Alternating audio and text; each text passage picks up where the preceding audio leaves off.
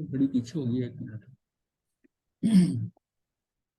कल हम कर रहे थे, ये सब विषय हमारा चल रहा है, मुक्ति के लिए भावों का नियंत्रण आवश्यक है। मुक्ति के लिए भावों का नियंत्रण बहुत आवश्यक है।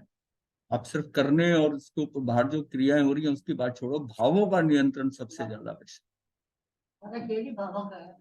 देखिए, ऐसा है कि अगर भाव सही है ना, तो भावों से ही, जब हम कहते हैं ना कि सम्यक्ति का कर्म बंद नहीं होता, हाँ, उसका नहीं है, भाव से ही है। क्रियाएं वो भी वही कर रहा है जो दूसरा आदमी कर रहा है ज्यादा, क्योंकि जब तक वो नीचे के गुण स्थानों में है उसकी क्रिया वही हो रही है, वो भी वैसे ही कर रहा है। लेकिन अंदर उसके क्या है कि ज्ञान है थोड़ा, तो उसके कारण क्या है कि उसकी जो है ना, उसकी क्रिया उसको उतनी नहीं लगती।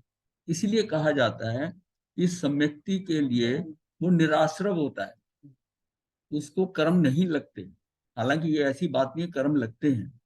कर्म उसके जो है, जो वो लगते हैं, जैसे नवीन कर्म बंद नहीं हो रहे, पुराने जो आते हैं उसके अनुसार निमित्त आता है, वैसी क्रिया होती है।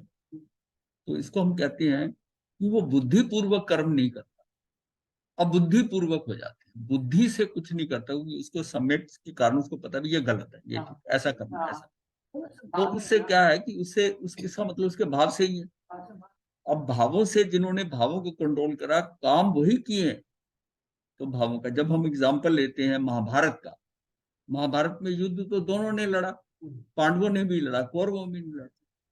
तो वो युद्ध करने के बाद उस लड़ने से क्या हुआ कि दोनों तरफ लोग मरे और मारे गए, पांडव फिर भी मुक्त हो गए संयम लेकर, और कौरव की दुर्दशा। इसका मतलब है युद्ध करने भी भाव है। इस तरह ही हमारा जो है रथ मुसल संग्राम, चटक राजा वाला, उसमें भी देखो कितने 1,80,00,000 मरे।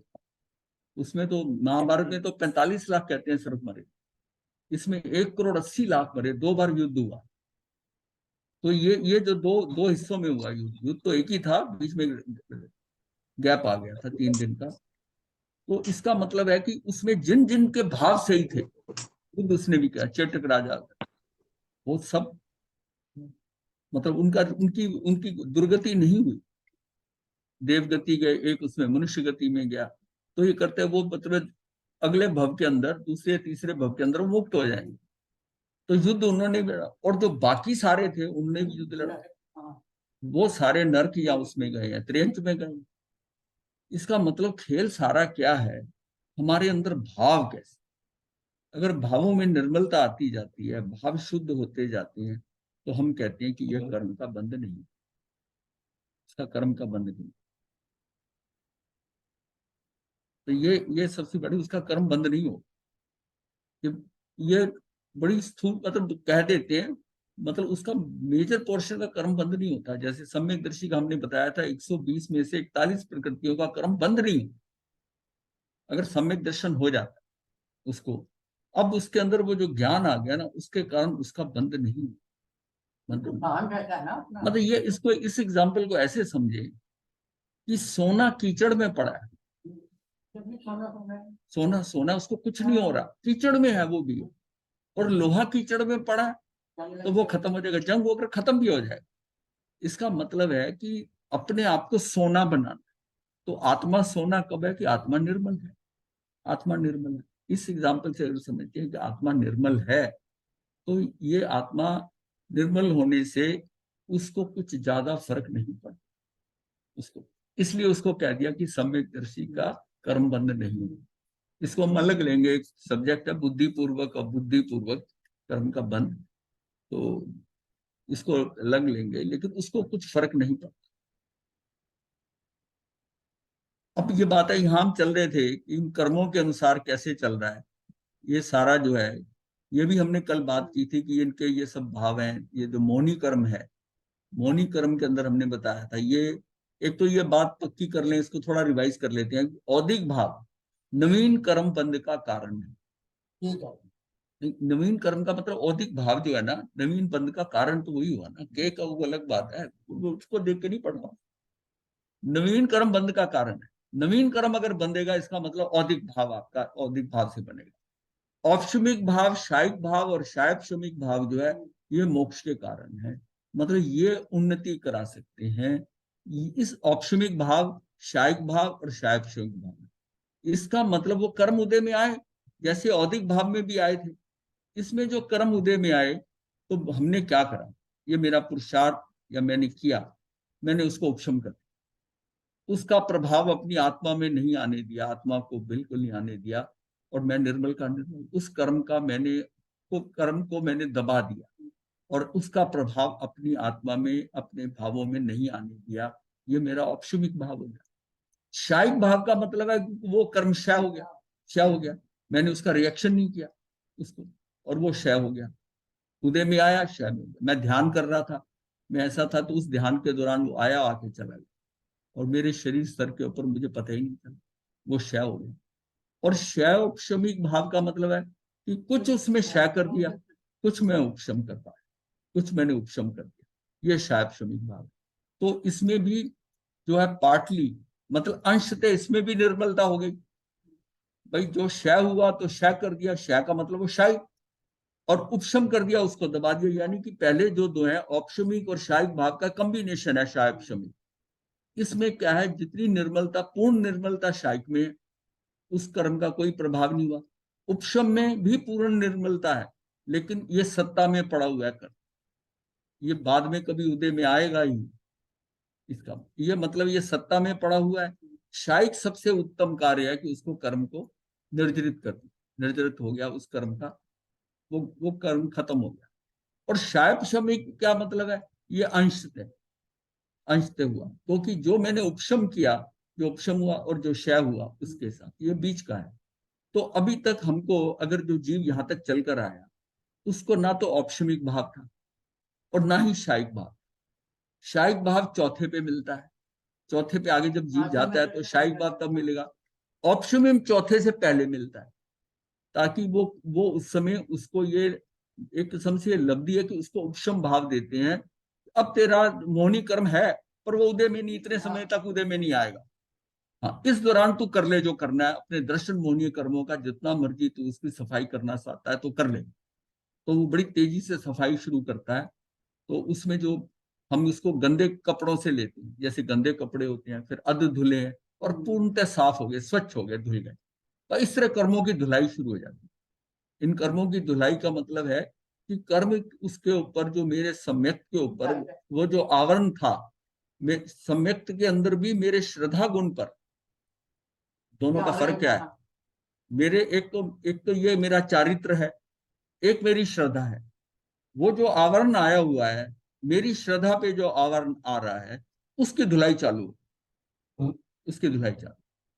अब वो जो कर्म है, अब चरित्र वाला पड़ा हुआ है, लेकिन चरित्र में जो अनंतानुबंधी है, वो चरित्र के साथ नहीं, वो एक्चुअली काम करता है दर्शन मोहनी के साथ।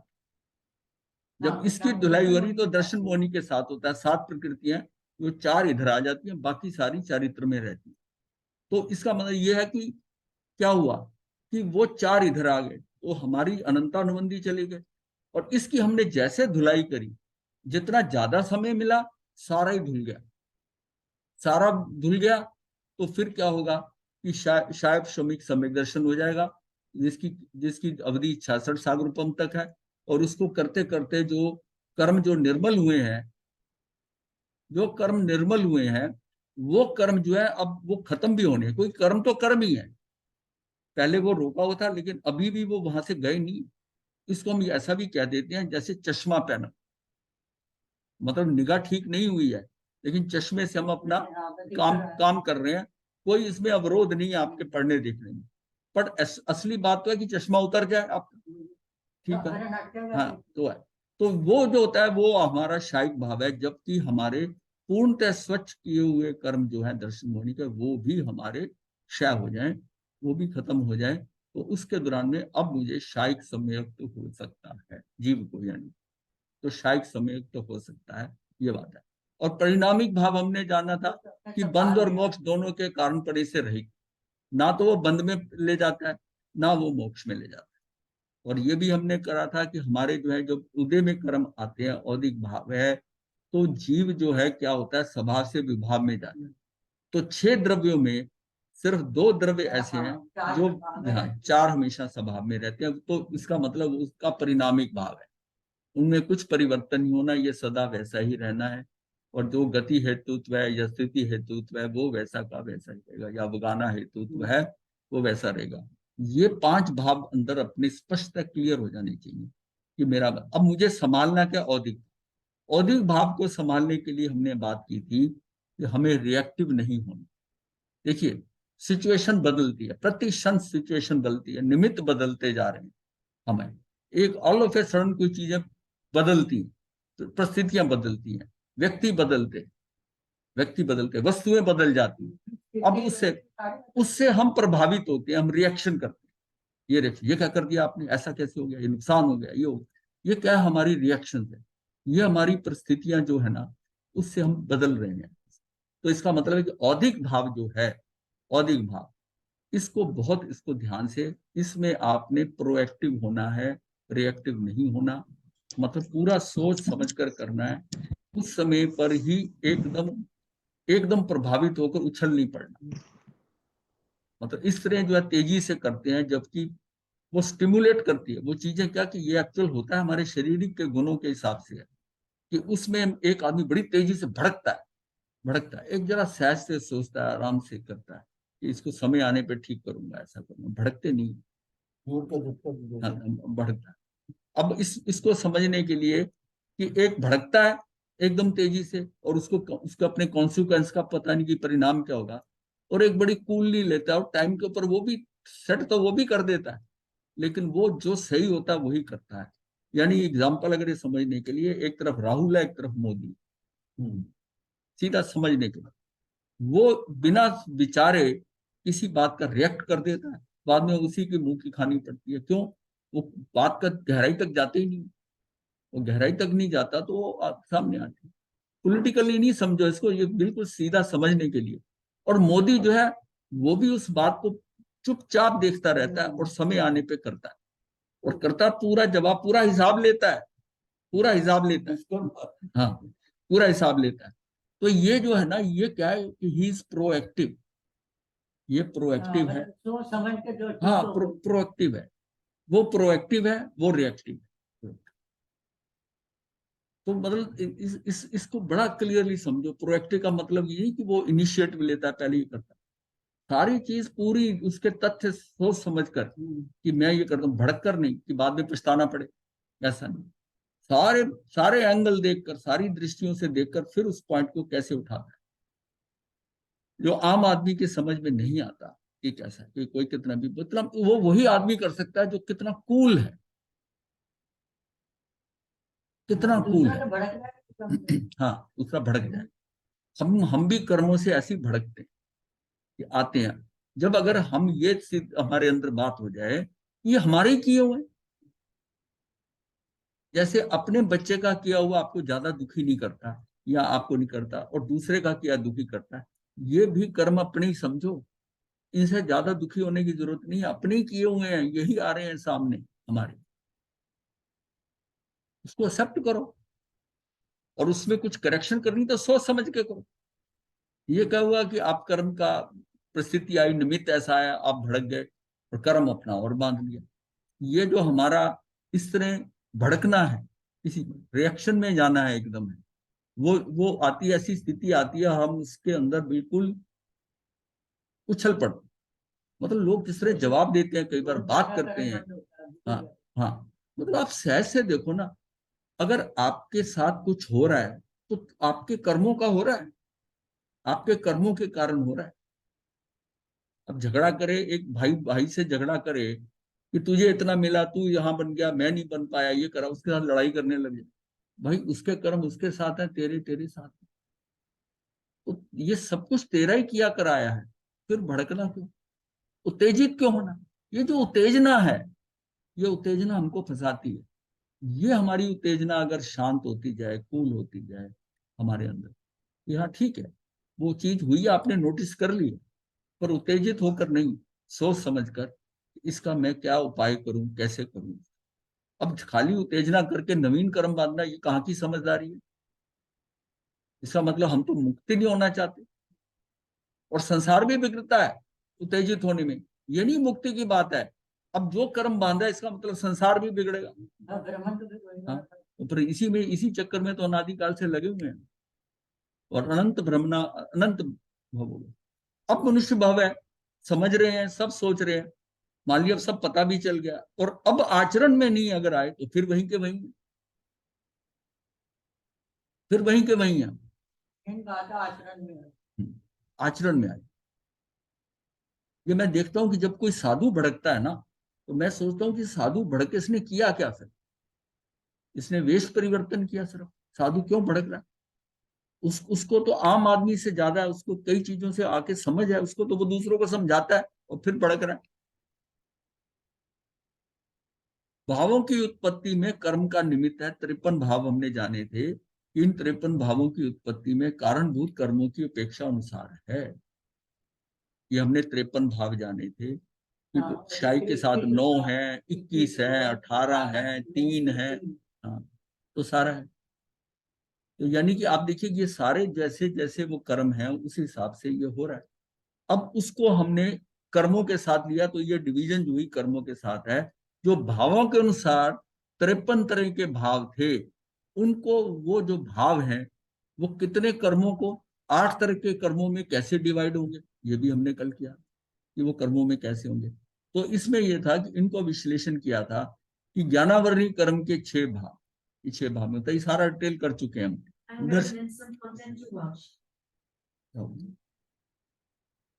दर्शनावरणी कर्म की उपेक्षा से 4 भाव हो गए, और वेदनी कर्म की उपेक्षा से 1 भाव, उसमें साता होगा, या साता होगा। औदिक भाव का मतलब असिद्धित्व, औदिक भाव का उसमें क्या है कि साता साता होगा। मोहनी कर्म में 25 भाव थे, सबसे ज्यादा मेजर 53 के अंदर से मोहनी कर्म है 25 हो गया। और इसमें 6 लेशिया भी ले ली, 3 लिंग भी ले लिए, क्योंकि मोहनी ये मोह भी जो लिंग के अनुसार है, 6 जो लिंग के मतलब ये मोह है, उसमें भी लिंग में भी मोह है। ये 6 जो लेशिया है ये भी है, ये सारे मतलब ये ना एक्चुअली कषाय जैसे लेती है तो 4 कषाय यहाँ पर हैं, तो औदिक भाव के 4 कषाय हैं। तो देखा जाए तो एक किस्म से वो 9 कषाय वगैरह सब आ जाते हैं, तो 9 कषाय के अंदर लिंग है, लिंग है। तो 3 लिंग ले लिए, 6 लेशिया ले ली, मिथ्यात असंयम ले लिया, औपसमिक भाव के उपशम, ये सारा लेने के बाद कुमति, कुश्रुत, कुअवधि, समय चरित्र, ये सारा शायिक भाव के समय पर चरित्र, ये सारा है क्या? ये 25 के 25, इसमें 6 लेशिया बताई थी कि लेशिया जो बनती है कषाय अनुरंजित भाव होते हैं।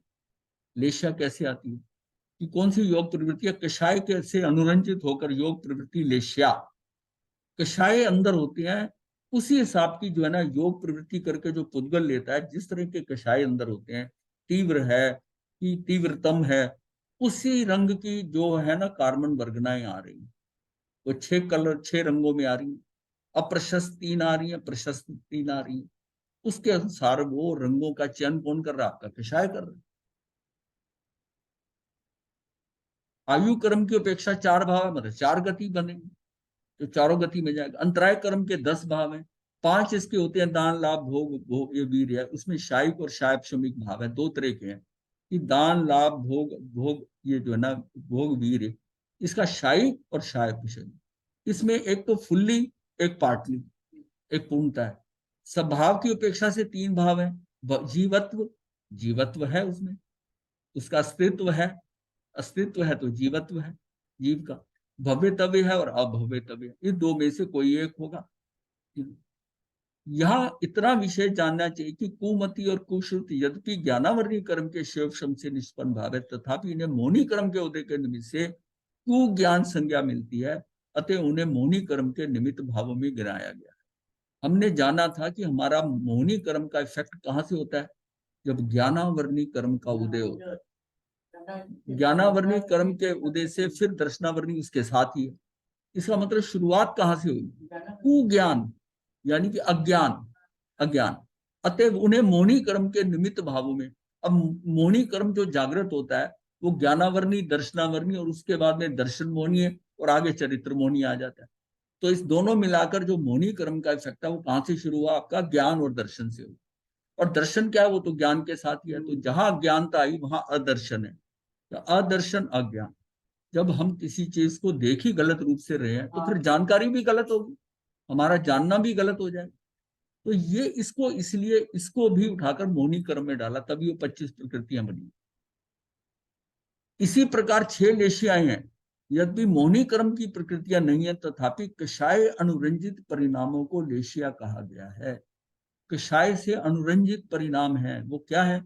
जब हम कषायों से तेजी से भड़कते हैं, तेजी करते हैं, फिर योग भी हमारे तेजी से होते हैं, कर्म आते हैं योगों से, मन वचन काय। तो कषाय अनुरंजित योग प्रवृत्ति, उसके जो परिणाम आएंगे वो लेशिया होंगे। फिर उसी रंग के आएंगे जैसी हमारी प्रवृत्ति, और वो रंग आ जाए तो उसके भाव भी वैसे उठेंगे। अब कृष्ण लेशिया वाला है, उसको अगर जामुन खाने हैं तो वो तो कहेगा कुल्हाड़ी लेके पेड़ काट दो। उसका भाव क्या आया? उसको आया कि पेड़ काटो। और जो श्वेत लेशिया वाला है, जो सबसे प्रशस्त लेशिया वाला है, वो कहता है नीचे पड़ेगा। उसको भाव क्यों नहीं आया कि पेड़ काट दो? उसको भाव नहीं आ रहा, क्योंकि उसकी भावधारा वैसी है, उसके कषाय वैसी है, उसकी स्थिति वैसी है। तो जैसा है कि एक व्यक्ति जिस दिशा में सोचता है, जितना उग्र होकर सोचता है, एक शांत स्वभाव वाला है बड़ा ठंडे स्वभाव से सोचता है। जो ठंडे स्वभाव से सोचता है, शांत रहता है, इसका मतलब उसकी लेशिया भी ठीक है। अगर लेशिया, उसकी लेशिया ठीक है, इसलिए वो उतना भड़क नहीं रहा है। कृष्ण वाला जितना भड़केगा, श्वेत वाला नहीं। इसमें क्या होता है, ये भाव क्यों हो रहे हैं, ये हमारे भावों के क्या है? भावों में एक तो इसका भाव जो आते हैं, उसका क्या होता है कि एक तो उसका एम्पलीट्यूड कहते हैं कि कितना ऊंचा जाता है और कितना नीचा जाता है। यानी कि भाव समझने के लिए कर्व जो है वो सीधी ऊपर गई तेजी से एकदम, ठंडा भी जल्दी हो रहा है, सीधा नीचे आया, फिर ऊपर जाता है। तो उसका क्या है कि उसकी वेव लेंथ कम है, नीचे की चौड़ाई कम है, ऊपर ऊंचा ज्यादा जाता है, नीचे जाता है। जैसे कि हमारे एसी करंट में होता है, ऊंचा नीचा जाता है, ऐसे जाता है ना, कर्व बनती है एसी करंट। एसी करंट जानते हो? एसी में ऐसा ऐसी जाता है, ऊपर जाता है फिर नीचे उल्टी तरफ जाता है। डीसी सीधा जाता है। अब इसमें क्या है कि वो एम्पलीट्यूड तो बहुत ज्यादा है, लेकिन जिस समय हमारा बहुत थोड़ा सा ऊपर उठा और वहीं से नीचे हो गया, वो कैसे हुआ कि उसकी वेवलेंथ ज्यादा। वेवलेंथ का मतलब यहां से उठा ऐसे फिर ऐसे, मतलब ऐसे ऐसे, उसको बहुत लंबी वेवलेंथ है। वेवलेंथ मतलब ऊपर जाकर नीचे से ऊपर आ जाना, उसको वेवलेंथ कहते हैं। उस वेवलेंथ की उसकी लंबाई ज्यादा होने से वो ऊंचा नहीं जा रहा, लंबाई में ज्यादा जा, तो वो धीरे धीरे लंबाई बढ़ते बढ़ते वो एसी करंट डीसी बन जाता। जो ऊपर जाता था और नीचे आता था और तेजी से ऊपर जाता था, अब वो लंबे में ज्यादा, वो वर्टिकली ऊपर नीचे हो रहा था, वर्टिकली, ये हॉरिजेंटली जो है वो आगे बढ़ता जा रहा है। उससे क्या हुआ कि हमारा उतार चढ़ाव जो है ना, बड़े दूर समय तक बड़ी शांति से चलता है। ये हमारा जो ये स्वभाव होता है, ये हमारी श्वेत लेशिया में। और जो कृष्ण लेशिया है, वो एकदम ऊपर तेजी, तेजी काटो इस पेड़ को, इसको इसके देखो, वो एकदम तेजी से रिएक्ट करे। ये सारा क्या है कि हमारा ये सारी चीजें प्रभावित कर रही है हमारे भावों को। और लेशिया तो बहुत इंपॉर्टेंट फैक्टर है, कभी फिर आगे लेंगे, लेशिया को दोबारा लेंगे। इसी प्रकार 6 लेशियाएं यद्यपि मौनी कर्म की प्रकृतियां नहीं है, तथापि कषाय अनुरंजित योग प्रवृत्ति, योग प्रवृत्ति मतलब उसके परिणाम जो है, कषाय से अनुरंजित होकर जो परिणाम आते हैं उसको लेशिया कहा गया है। इस आधार पर लेशियाओं को भी मौनी के निमित्त भावों में गिनाया गया, इसको भी मौनी में ले लिया। ये लेशियाओं का इफेक्ट भी मौनी कर्म के साथ। कर्म बंध की प्रक्रिया में भावों की भूमिका, जीव के 5 भावों में से औदिक को छोड़कर शेष 4 भाव कर्म बंध के कारण नहीं बनते। ये बात हमने पीछे कर ली है कि इन भावों में से सिर्फ औदिक भाव जो है ये कारण बनता है, ये कारण है कर्म बंध का, औदिक है। और ये भी हमने जाना है कि सिर्फ ये मोहनी कर्म के कारण कर्म बंध होते हैं, मोहनी कर्म के कारण बंध। लेकिन वो मोहनी के बन रहे हैं, लेकिन 53 में से वो प्रकृतियां 25 ही हैं, बाकी सारे सपोर्ट करते हैं। जैसे ज्ञानावरणी कर्म, उसकी अज्ञानता भी मोहनी कर्म पे इफेक्ट कर रही है। एक्चुअल हमारे चरित्र के अंदर जो रिजल्ट आना है ना, जो हमारे बाकी कर्म है वो पीछे चल रहे हैं। जैसे गुण स्थान हमने मोहनी कर्म के अनुसार बनाए, लेकिन ये नहीं है कि बाकी कर्म उसमें इंक्लूडेड नहीं है। मोहनी कर्म तो कि सामने प्रत्यक्ष में दिख रहा है उसका, कि ये क्या कर रहा है, कैसे कर रहा है, इसलिए सारे गुण स्थान जो है वो मोहिनी कर्म के अनुसार है। बट ये सारा हो कहां से रहा है? उसकी उसकी पीठ में कौन है? ज्ञानावरणी दर्शन, ज्ञानता। अज्ञान और अदर्शन है जिसकी स्टार्टिंग वहां से होती है। पर किसी का अज्ञान हमें नजर नहीं आता, लेकिन अगर वो भड़कता, क्रोध मान माया लोभ करता, ये हमें पता चल जाता। तो वो खेल पीछे से हो रहा है। तो ये 53 प्रकृतियों में 25 तो सीधी इकट्ठी यहाँ पर है, बाकी सारी उनके पास भी तो है ना। तो वो अपने से प्रभावित कर रही है, लेकिन अल्टीमेटली रिजल्ट कहाँ आना है, परिणाम कहाँ आना है? वो मोहनी कर्म के द्वारा। फैक्टर इन सारे ही होंगे। जीव के पांचों भाव में से औदिक को छोड़कर शेष 4 भाव कर्म बंध के कारण नहीं बनते, केवल औदिक भाव ही बंध के हेतु होते हैं। यानी बंध के कारण जो है वो सिर्फ औदिक भाव है। इसमें भी ये विशेषता समझनी होगी कि यद्यपि औदिक भाव 8 कर्मों के उदय में होते हैं, परंतु कर्म बंध का निमित्त केवल मोहनी कर्म के निमित्त से होता है। जब कर्म उदय में आता है तो 8 कर्मों में आता है। अब उस उदय में जब उदय आ रहा है, देखिए उसमें आयुष कर्म तो हमारा आपका सदा ही उदय रहे, उसको तो कोई रोक नहीं रहा, वो तो उदय में रहता है, वो उदय में रहता है। बाकी 7 कर्म में से सब में उदय हो रहा है। किसी में वो सीमा ज्यादा है, किसी में कम। वो डिस्ट्रीब्यूशन कर्म के अनुसार है। बट जब बंधता है तब भी ऐसे ही बंधता है, या 7 बंधेंगे या 8 बंधेंगे, 8 बंधेंगे। और इसी तरह वो उदय में आते हैं, 7-8 कर्मों के अंदर आते हैं जो हल्के होते हैं। और इसमें आगे कौन आ जाएगा ये अलग बात है। औदिक भाव 8 कर्मों के उदय में होते हैं, परंतु कर्म बंध का निमित्त केवल मोहनी कर्म के निमित्त से होने वाले औदिक भावी होते हैं। बंध के चारों हेतु मोहनी कर्म के ही परिणाम हैं। बंध के चारों हेतु जो कारण है ना, वो मोहनी कर्म के ही परिणाम। शेष 7 कर्मों के उदय से होने वाले औदिक भाव नवीन कर्म बंध में कारण नहीं होते, नया कर्म नहीं बांधते, नवीन बंध का कारण नहीं।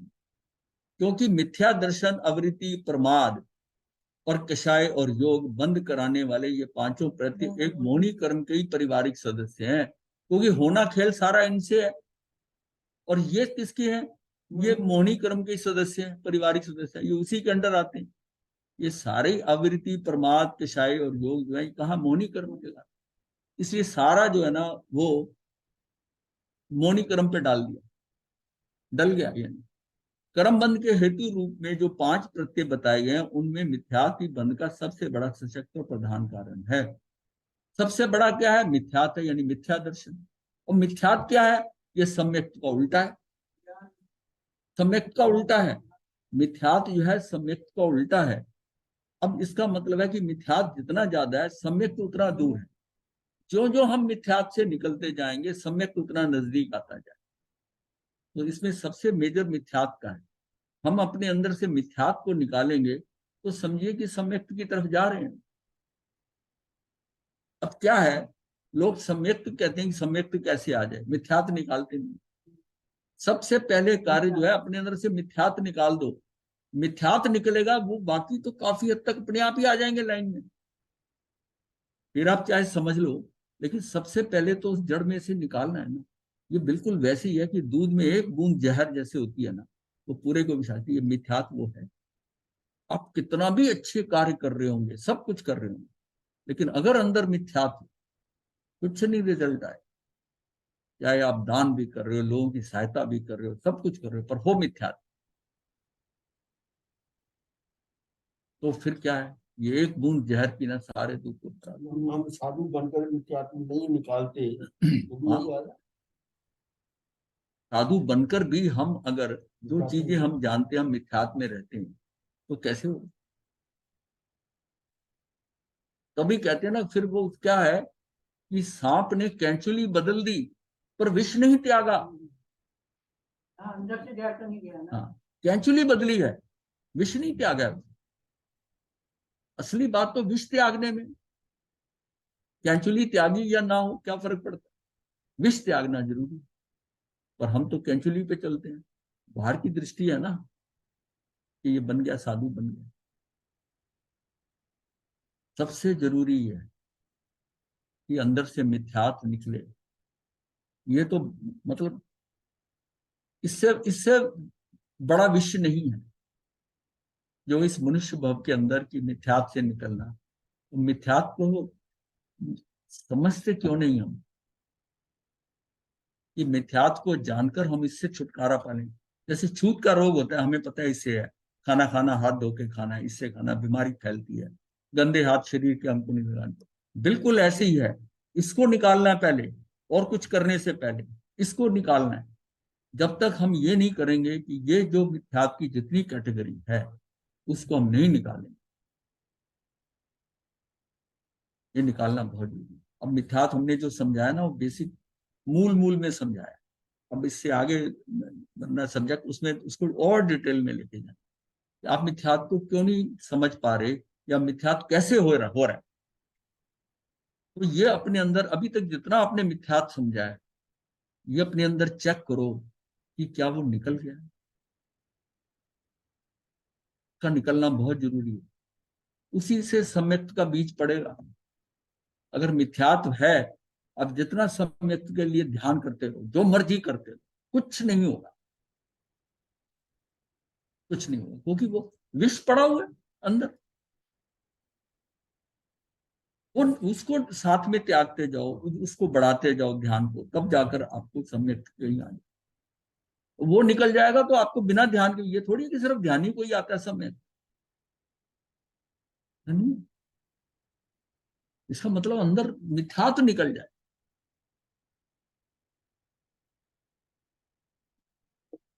कर्म बंध का एक मात्र कारण मोहिनी कर्म है। ज्ञानावरणी दर्शनावरणी अंतराय कर्म जीव के ज्ञान दर्शन और आत्मवीर या पुरुषार्थ शक्तियों को पूरा प्रकट नहीं होने देते, उन्हें ढक लेते हैं या उनके विकास को रोक देते हैं।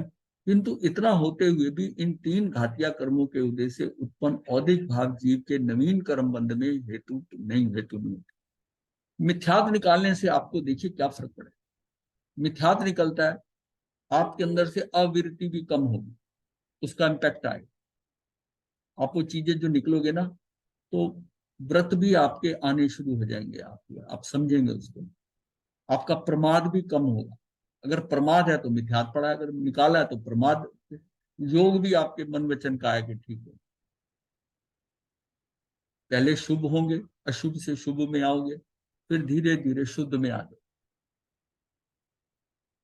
खेल सारा जो है 100 में से 81 नंबर मिथ्यात्व हैं, समझ लो।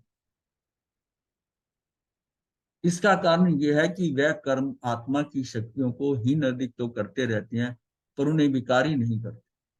सबसे बड़ी डैमेज यहाँ बात यह हो रही है कि मिथ्यात्व मोहिनी कर्म में है। अब हम उनको विकार करते रहते हैं। मोहिनी कर्म में हम जितना मोह बढ़ाते जाएंगे ना, जितनी चीजों के साथ आकर्षण, लोगों के नए नए, हमारी परिधि बढ़ती जाएगी, हमारे विकार बढ़ते जाएंगे। मोहिनी कर्म उल्टा फैलता है, उन्मार्ग की तरफ ले जाता है, सन्मार्ग की तरफ नहीं। बाकी बाकी कर्म जो है, वो तो आपकी शक्तियों को हीन अधिक होती है। भाई आपने जहां तक शोपशम हुआ, जहां तक वो उसका आवरण हटा, उतना है, बाकी नहीं, बाकी नहीं। लेकिन ये तो उल्टा कर देगा मोहिनी कर्म। बस गया। जीव की शक्तियों को विकारी करना ना तो उनका स्वभाव है बाकियों का, और ना ही उनमें ऐसी शक्ति है। विकार उत्पन्न करना केवल मोहिनी कर्म का काम है, ये विकार उत्पन्न करता है। मिथ्यात्व उसके द्वारा उत्पन्न किया हुआ सबसे अधिक घातक और सबसे अधिक विषहरा विकार है। इसलिए मोहिनी कर्म के उदय से निष्पन्न औदिक भावी नवीन कर्म के बंध के कारण है। मोहिनी कर्म के उदय से निष्पन्न औदिक भाव ही नवीन कर्म के बंध में कारण है।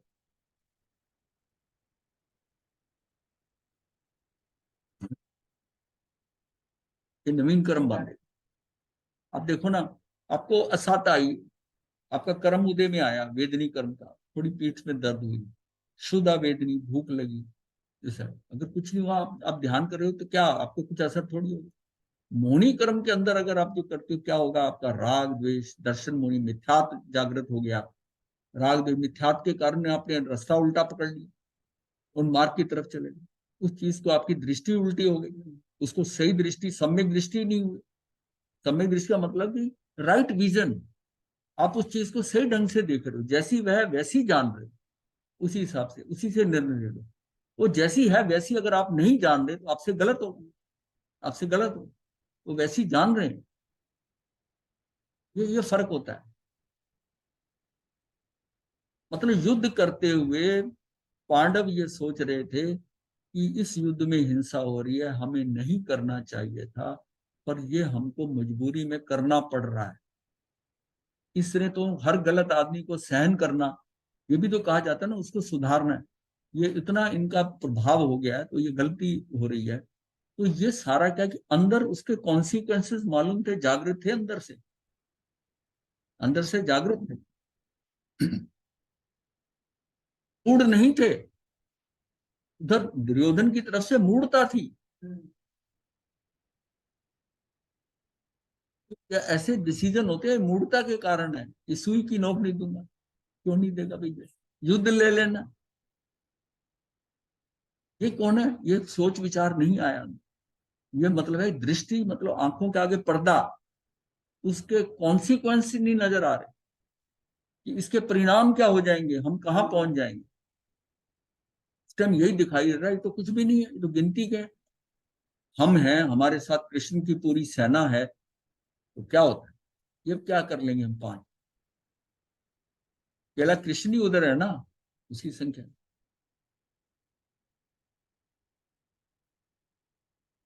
केवल मोहनी काम, ये मतलब अपने को महाभारत नहीं बतानी, आप इसको अंदर कैसे, इस इन चीजों को अपने अंदर कैसे लेके जाओ कि हम कोई भी काम कर रहे हैं, कैसा भी कर रहे हैं, उसके परिणाम कॉन्सिक्वेंस आपको जागृत करते हैं। जब आपको लगता है कि ये काम गलत है, इसमें जीव हिंसा हो सकती है, आपके इसके कॉन्सिक्वेंस होंगे, मुझे मेरे कर्म बनेंगे। आप रात को सोते हुए गिलास पानी का रखा अपने पास, और उसमें कोई कीड़ा गिरेगा, वो आपको दोष लगेगा। मैं इसको ढक दूं, ये किसने बताया, ज्ञान ने बताया। और एक व्यक्ति है वो खुला रखे जाता है, उसको इस बात का ज्ञान ही नहीं, मतलब वो मोहांध है, अंधा, मतलब उसको दिखाई नहीं दे रहा कि ये इसका कारण बन जाएगा, इस कारण। तो अपने अंदर ये जो ज्ञान आ रहा है, ये आ रहा है, इसका मतलब है कि इसमें मिटा, हम जितने जितने जागृत होते जा रहे हैं, उतना उतना हमको आगे का क्लैरिटी होती जा रही है कि ये करेंगे तो ये ना हो जाए, ये करेंगे तो ये ना हो, ऐसा करेंगे तो ऐसा ना हो, ये सारा नजर आता है।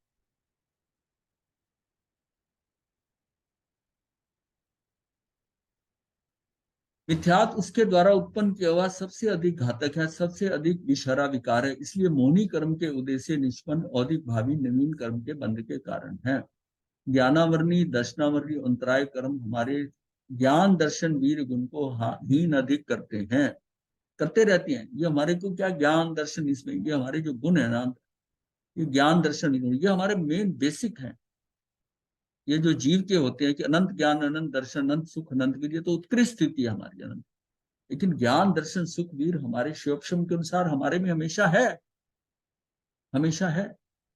परंतु ये तीनों ही आवरण हमारे कर्म, हमारे ज्ञान दर्शन और वीर गुणों को विकारी बनाने में निमित्त नहीं बनते। आत्मा के गुणों को विकारी करना इन तीन कर्मों का स्वभाव नहीं है, क्योंकि उनमें ऐसी शक्ति ही नहीं है।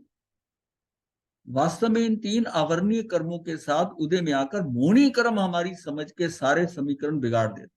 हमारी मौनी कर्म ही हमारी बुद्धि को कैसे खराब करे, कर्म हमारी समझ के सारे समीकरण, समझ के सारे गड़बड़ा देता है। मौनी कर्म के कारण संसार जैसा है वैसा हमें दिखाई नहीं देता। हम देखिए संसार में हम फंसे हुए हैं, ये मुनिष बोला, लेकिन हम अपने आप को फंसे हुए नहीं समझ रहे। और ये भी हम जान रहे हैं कि हमारा समय जा रहा है, और ये लिमिटेड समय मिला है, इसमें हम अभी भी कुछ कर लें, उसको करने को भी तैयार नहीं। तो हमारी स्थिति क्या है, हम मुआंध हैं, मुंह में अंधे हैं। ये चीज हमें समझनी है कि चलिए हमें उस समय समझ नहीं आया, मुझे अब समझ में आ जाए। मोहनी कर्म के कारण संसार जैसा वैसा हमें दिखाई नहीं देता। मोहनी कर्म हमारे ज्ञान दर्शन और वीर गुण को विकृत कर देता है। फलतः हमें दुनिया के पदार्थ अपने वास्तविक रूप में दिखाई नहीं देते। मोहनी कर्म द्वारा विकृति के कारण मनोज्ञ अमनोज्ञ, अच्छा बुरा, मेरा तेरा, रति अरति, इष्ट अनिष्ट आदि ना जाने कितने द्वंद्व हम अपनी चेतना में उत्पन्न कर लेते हैं। ये सारा मोहनी कर्म के कारण है। ये सुख दुख ये जो हम कर रहे हैं, इसने अच्छा कहा, इसने ये मनोज्ञ अमनोज्ञ, इष्ट है ये अनिष्ट है, ये क्या है? ये रति अरति का भाव क्यों आ रहा है? हम जैसा चाहते थे वैसा हो गया तो रति भाव आ गया, वैसा नहीं हुआ तो अरति का भाव आ गया।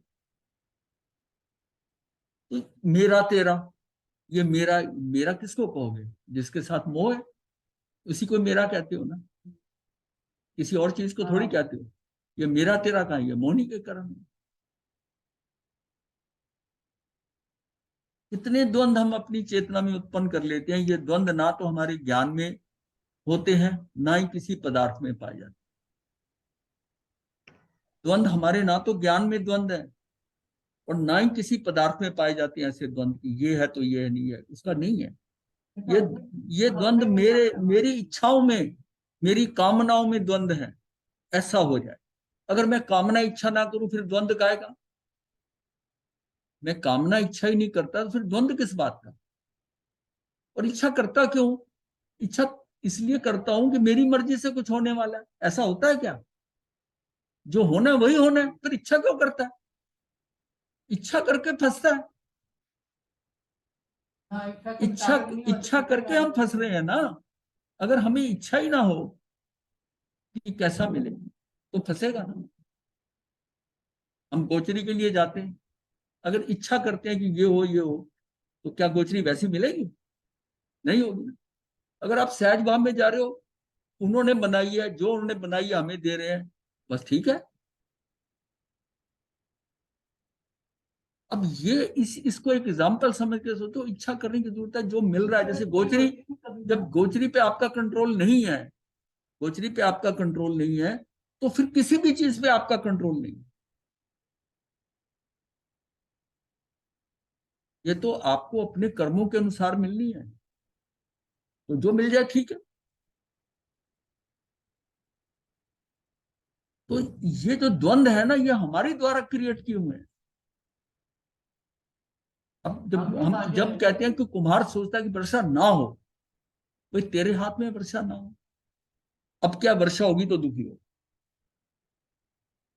एक कुमार कुमार वर्षा होने पे दुखी होगा और किसान सुखी होगा। उसको एक्सपेक्ट कर रहा है कि वर्षा हो, तो ठीक है, जैसा होगा, जो वर्षा होगी। नहीं होगा, वर्षा नहीं होती तो नीचे ट्यूबवेल का पानी, नहर का पानी, जो कुछ होगा कम होगा। वर्षा वर्षा अपना काम करती है, और जो पानी हम देते हैं फसलों को वो बहुत कम हो पाता है।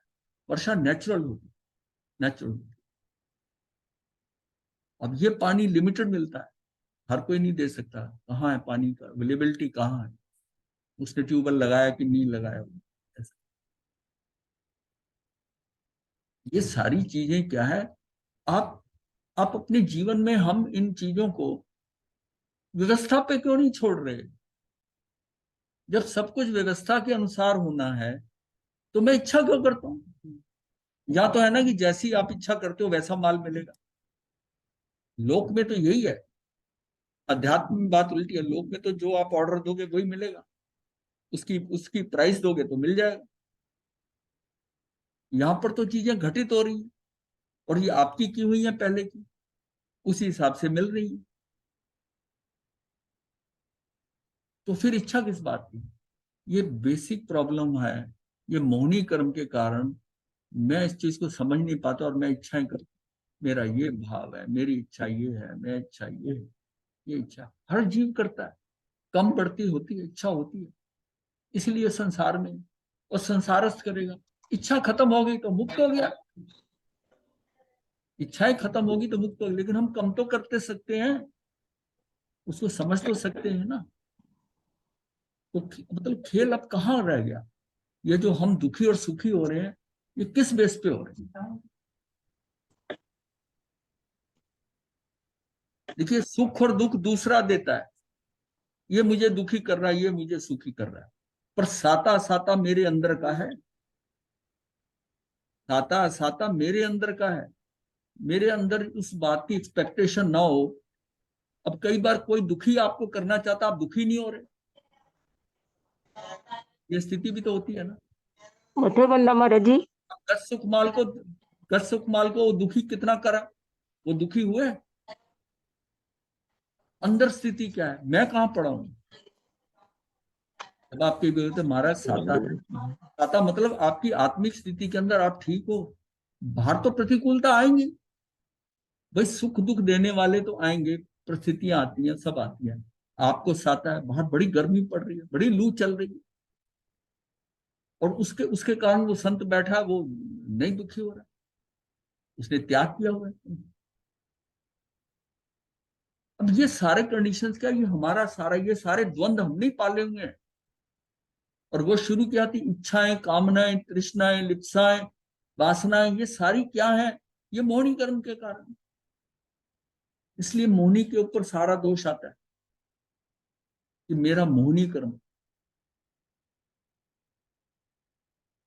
तो मोहनी कर्म के अंदर सबसे पहले कर्मों को आप देख नहीं सकते, लेकिन आप अपना मिथ्यात जो है, जो सारा एक्शन होता है मिथ्यात के कारण, करेक्शन फैक्टर कहां से होगी, सम्यक से होगी। सम्यक आएगा मिथ्यात की कमी से, मिथ्यात का अभाव होता जाएगा, सम्यक आगे बढ़ता जाएगा, और एक दिन आपको संकित हो जाएगा। तो अपने को मिथ्यात से कम करना है।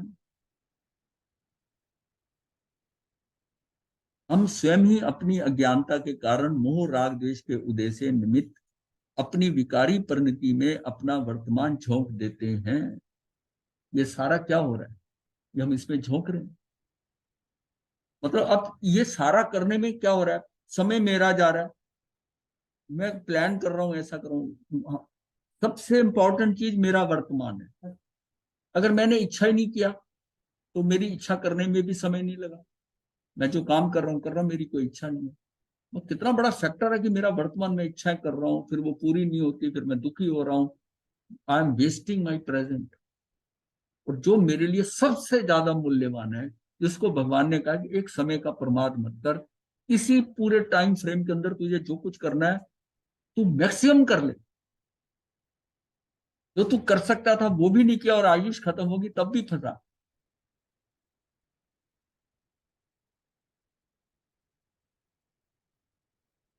ये जो करना है, ये होना है, ये व्यवस्थित है। तू अपने आप को मिथ्यात्व से संभाल, तेरा पुरुषार्थ वहां काम आएगा।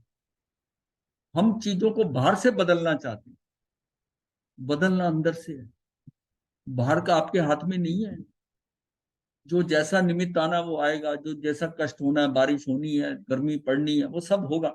उनको ठीक करने में लग गए हम। मुझे कहा है कि ये मुझे अपने को ठीक करना है, मैं अपनी इच्छाएं, कामनाएं, इच्छाएं, इसको कंट्रोल कर। इसको कहते हैं एक्सपेक्टेशन। एक्सपेक्टेशन खत्म कर, ये हमारी डिमांड है एक्सपेक्टेशन। वो इसलिए कि हमें भरोसा नहीं है कि जो हमें मिलेगा वो हमारे लिए कैसा होगा। मैं इच्छा करूंगा तो मुझे अच्छा मिलेगा, ऐसा नहीं है। ये अननेसेसरी काम हो रहा है कि मेरा ऐसा हो जाए, मैं ऐसा करूंगा मेरे पास धन ज्यादा आएगा। अरे तुझे धन जितना मिलना उतना मिल जाए, तेरा जैसे काम होना हो जाएगा। तू अपना जितना कर सकता कर, सही ढंग से कर। फिर इच्छा क्यों करके इतना आ जाए। तू अपने कार्य को कर, परिणाम को मत सोच, तो दुखी नहीं होगा। क्योंकि जितना, अगर उतना जितना चाहता उतना नहीं आया तो दुखी होगा। दुखी होगा तो वो दुख थोड़े समय का नहीं होगा, वो बार बार चुभता रहेगा। फिर उस दुख को आपको चार आदमियों को रिपीट करोगे, बताओगे मेरे साथ ऐसा हुआ, ऐसा हो गया, ऐसा हो, उसका उनका भी टाइम खराब करोगे, अपना भी टाइम खराब करोगे, घर वालों का भी टाइम खराब। ये सारा अननेसेसरी काम। खुद भी फंस रहे हैं हम, दूसरों को भी फंसा रहे हैं। ये बात अगर समझ में आ जाए ना, ये मुश्किल है, ये एकदम नहीं होगी। ये हमको धीरे धीरे बढ़ना है, हर एक जीव को इसके अंदर से निकलना है। इसके निकले बिना कार्य नहीं है। हम स्वयं अपनी अज्ञानता के कारण मोह राग देश के उदय से निर्मित अपने विकारी परिणति में अपना वर्तमान झोंक देते हैं। फिर इसी इष्ट निष्ठ बुद्धि से रच पच करके वे सारे द्वंद अपने मन में उत्पन्न करते हैं। स्वयं उन द्वंद्वों में उलझते चले जाते हैं। इस मानसिकता के कारण नवीन कर्म का बंद हो जाता है। यह कर्म बंद हो जाता है, और उसका फल हमें किसी ना किसी प्रकार भविष्य में फिर भोगना पड़ता है। ये श्रृंखला ही नहीं टूट रही, वो फिर उसमें फल हमें किसी ना किसी प्रकार से भविष्य में भोगना पड़ता है। फिर रिएक्ट करोगे, फिर ये श्रृंखला तोड़ने के लिए आपको प्रोएक्टिव होना ही पड़ेगा। इस अज्ञानता के फलस्वरूप आगामी काल के लिए नवीन अशुभ कर्मों का बंध करते चले जाते हैं। द्वंद्व अपने आप में दुखद हैं। इन्हीं द्वंद्वों के वशीभूत होकर हम इस संसार में अनादिकाल से परिभ्रमण कर रहे हैं। हमारे द्वारा उत्पन्न यही मानसिक द्वंद्व हमारी दृष्टि को विपरीत दिशा की ओर मोड़ देते हैं, या ऐसा कहें कि हमारी चेतना में धुंधलापन पैदा कर देते। जब हम कहते हैं ना मोह आंध हुआ, मोह आंध हुआ मतलब हमारी चेतना जो है, चेतना में धुंधलापन आ गया, चेतना में कचरा आ गया, कुछ आ गया, वो आपको दिखाई नहीं दे रहा, आपके चश्मे पे धूल पड़ गई लेंस के ऊपर, ये कहा मुंह आंध, और मैं दिखाई नहीं ठीक दे रहा। चश्मे को तो फट से साफ कर लेते हैं, बाकी साफ होता है? ऐसे नहीं होता। हमें पता ही नहीं कि भूल एक्चुअल में कहाँ हो रही है।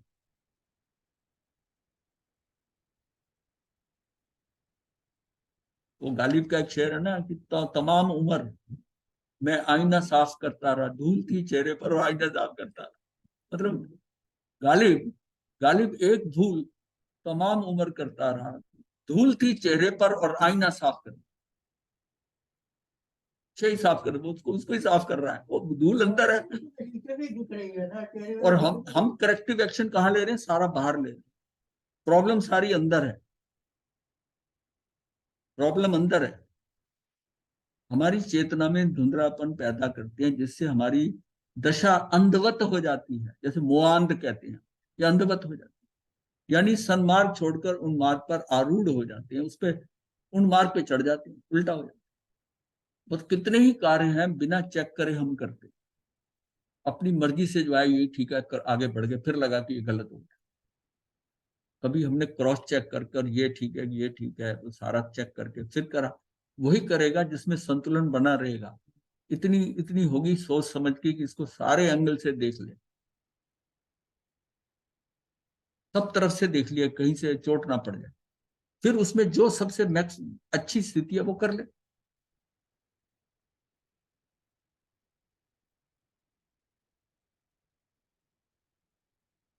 बहुरंगे कांच की तरह मोहनी कर्म के रंग भी पांच ही मुख्यतः होते हैं। मिथ्यात्व का काला चश्मा जब हमारे चक्षुओं पर होता है तो हमें सही मार्ग नहीं दिखता, कि वो ज्यादा ही डार्क हो जाएगा, कुछ दिखेगा ही नहीं, उल्टा पुल्टा दिखता है। क्रोध के कारण लाल का ये है कि हमारी दृष्टि में सब कुछ दहकता हुआ दिखता है। मान के कारण नीले चश्मे का है, हमें अपने सिवाय दूसरा कोई दिखाई नहीं देता, जो दिखता है वो छोटा ही दिखता है। अर्थात हम सबसे बड़े प्रभावशाली। मान के अंदर क्या, बाकी सब छोटे नजर आते, बाकी सब छोटे नजर आते हैं। मैं जो हूं ना, मैं ही ठीक करता हूं, मैं ही ठीक। माया के हरे चश्मे से सारा कुछ हरा ही हरा दिखाई देता है।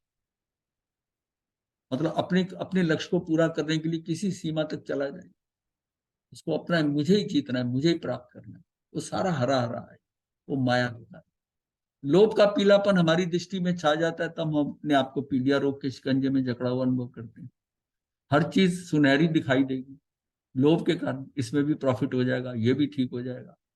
बड़े बड़े इंडस्ट्रियल हाउसेज जो है वो मार का खाते हैं कि लोभ के पीलेपन में बड़ा काम अच्छा चल रहा था, एक और फैक्ट्री लगा लेंगे, एक नया, इससे ये हो जाएगा, टर्नओवर बढ़ जाएगा, और उसमें लगा, यही बहुत काफी था पैसा शांति के जिंदगी जीने का।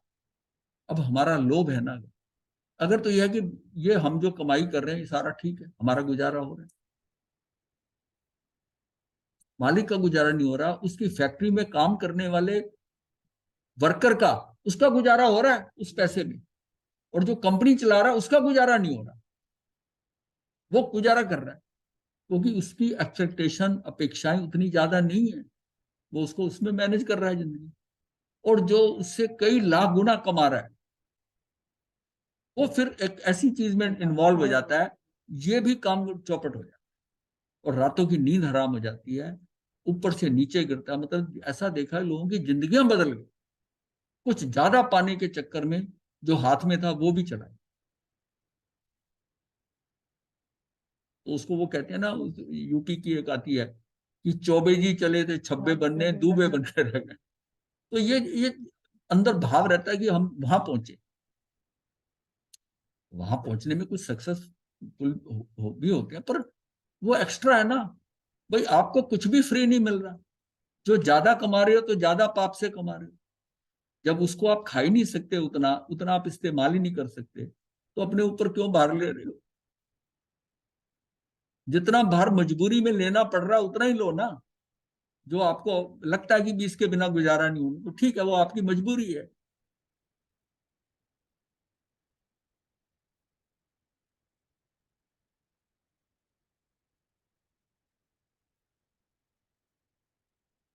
मतलब जो लोभ का कारण है ना, उनका आकर्षण जो है ना, चेतन को जड़ बना देता है।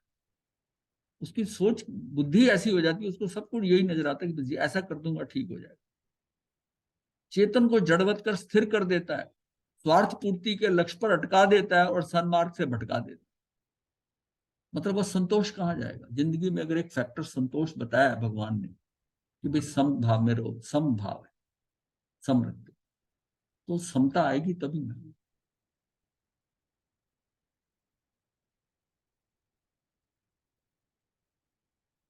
प्रवृत्ति का सबसे बड़ा प्रदूषण है कषाय।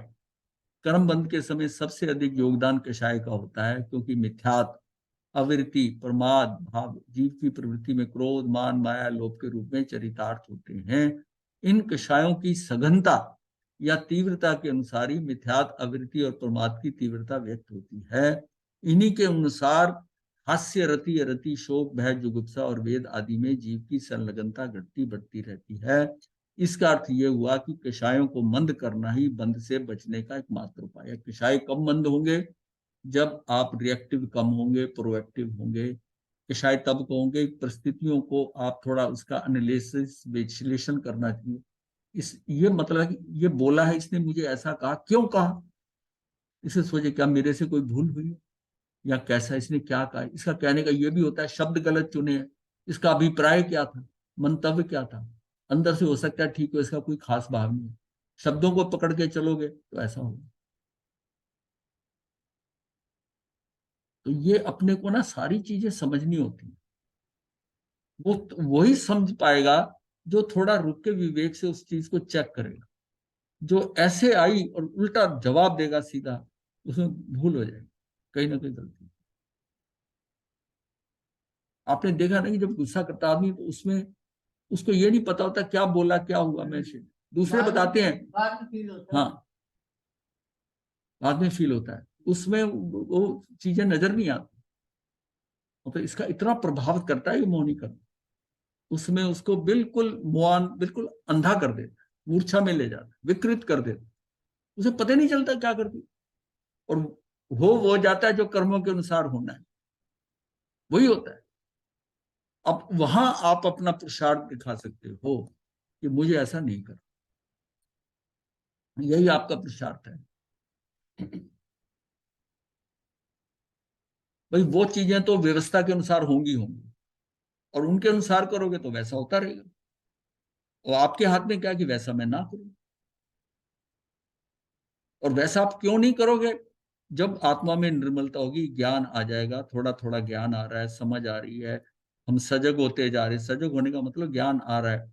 फिर ज्ञान, सजग होने का मतलब होता है ज्ञान आपका विज्ञान बन गया, ठोस हो गया, चरित्र में आ गया। वो ज्ञान बुद्धि के सिर के स्तर पर नहीं रहा, वो आपके एक्शन में आ गया। आप उसको समझ रहे हो, उसको पता कि ये मुझे ऐसा नहीं करना, ऐसा नहीं करना। वो आचरण में आता जाता, उस ज्ञान से आपको पता चलता है कि ये नहीं करना, ये करना है, ये नहीं करना, बड़ा क्लियर हो जाता है।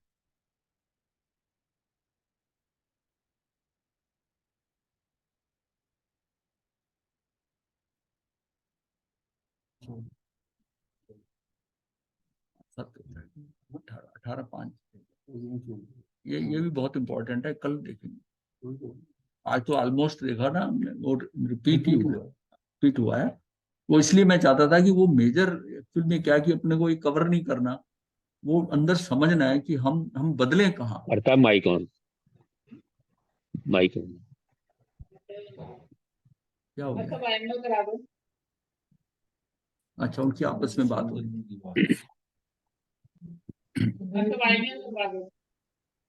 बात बिल्कुल। देख लिया करो कुछ।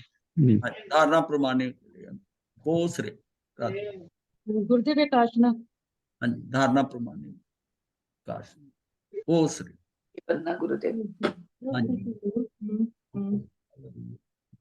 आज तो रिपीट हुआ, आज तो समझ में आया होगा। बड़े शांत है सब बैठे, चेहरे बड़े ऐसे सुस्त, मतलब उदास से लग रहे थे, हैं?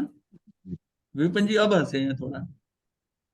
देवी काष्ठा करवा दीजिए। महाराज जी, आपका सारा लेक्चर जो है, हमारे सारे कर्म बनते हैं हमारे भावना से, और भावना पे नियंत्रण कर सकते हो अपने पुरुषार्थ से। ये पूरे लेक्चर में सहजता से, ये हाँ जी, पूरे लेक्चर में आपने आज समझाया, हाँ जी। सहजता पुरुषार्थ। तो मैं ये बात बड़ी सीरियसली सुन रहा था, और बहुत सुखी है हमारे, हैप्पी है। हाँ जी अजय जी, हाँ जी, धारणा दोनों का हाँ, दोनों पिक्चर में आ रहे तो दोनों ही धारणा प्रमाण है। वो मतलब हमने उसको ये इसको ना डेलिबरेटली करा है विचारपूर्वक कि इसको थोड़ा रिपीट करना है, क्योंकि ये बहुत ही क्रिटिकल है। सिर्फ ये है कि बुद्धि के सर पे नहीं, आप चिंतन करें आज। मतलब ये है कि ये जो है हम सबको करना है ऐसा ही, लेकिन हम धीरे धीरे आगे बढ़ेंगे तभी ये चीजें हमारा जो किसी चीज को देखकर रिस्पॉन्स होता है ना, वो बड़ा कूलली आना चाहिए। ये सीमा में आना है, अब्रप्टली नहीं। एकदम अब्रप्टली जैसा होता है ना, एकदम आदमी भड़कता है। We should respond and not react. हाँ गुरुदेव एक आशना करवा दो। हाँ जी, अच्छा धारणा प्रमाण बोस। ये आपको भी मेरी पिक्चर गुलाबी दिखाई दे रही है?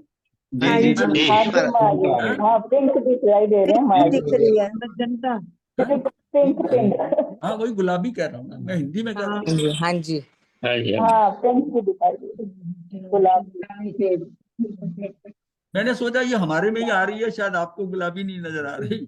मजंटा नहीं, कलरफुल मरसा है गुरुदेव। पहले हमें भी दिखाई दे रही है गुलाबी। जब गुलाबी होगी फिर उसके बाद में ना ऐसे ही है, जब से बारिश शुरू हुई है। अच्छा, जब बारिश महाराज होगी जी, तो पिंक गुलाबी हो पिंक जाएगी। फूलों में बैठे हो। हाँ जी, हाँ जी। भगवान के जो पिंक कलर आता है वही कलर आ रहा है महाराज जी आपके भी, पिंक कलर। हाँ जी, गुरुदेव की आज्ञा से चतारि मंगलम अरिहंता मंगलम सिद्धा मंगलम साहू मंगलम केवली पनतो धम्मो मंगलम। चतारि लुगुत्मा अरिहंता लुगुत्मा सिद्धा लुगुत्मा साहू लुगुत्मा केवली पनतो धम्मो लुगुत्मो। चत्तारि शरणम पवेज्जामि अरिहंते शरणम पवेज्जामि सिद्धे शरणम पवेज्जामि साहू शरणम पवेज्जामि केवली पणत्तम धम्मम शरणम पवेज्जामि। ये 4 शरणे दुख हरने और न शरणा कोई, जो भव प्राणी करे आचरण। जय मथेन वंदांग हाँ जी, सुख सादा मरसो। हाँ जी, हाँ जी।